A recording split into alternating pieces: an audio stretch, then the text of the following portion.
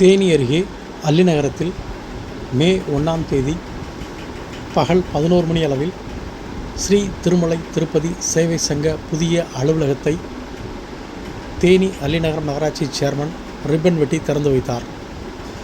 தேனி அருகே அல்லிநகரம் வடக்கு தெருவில் ஸ்ரீ பகவதி அம்மன் கோவில் அருகில் ஸ்ரீ திருமலை திருப்பதி சேவை சங்க புதிய அலுவலக திறப்பு விழா சிறப்பாக நடைபெற்றது.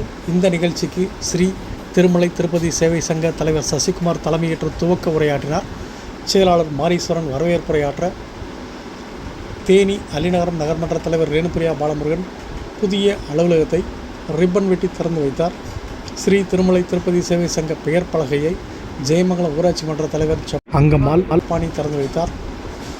இந்த நிகழ்ச்சியில் சேர்மன் ரேணுபிரியா பாலமுருகன், 5ஆம் வார்டு நகர்மன்ற உறுப்பினர் கிருஷ்ணபிரபா ஐயப்பன், 6ஆம் வார்டு நகர்மன்ற உறுப்பினர் அனுசுயா உள்ளிட்ட முக்கிய பிரமுகர்கள் குத்துவிளக்கேற்றி வைத்து துவக்கி வைத்தனர். இந்த நிகழ்ச்சியில் ஸ்ரீ திருமலை திருப்பதி சேவை சங்க நிர்வாகிகள், உறுப்பினர்கள் மற்றும் இப்பகுதியைச் சேர்ந்த பொதுமக்கள் என ஏராளமானோர் கலந்து கொண்டு சிறப்பித்தனர். மேலும் கலந்து கொண்ட அனைவருக்கும் அன்னதானம் வழங்கப்பட்டது.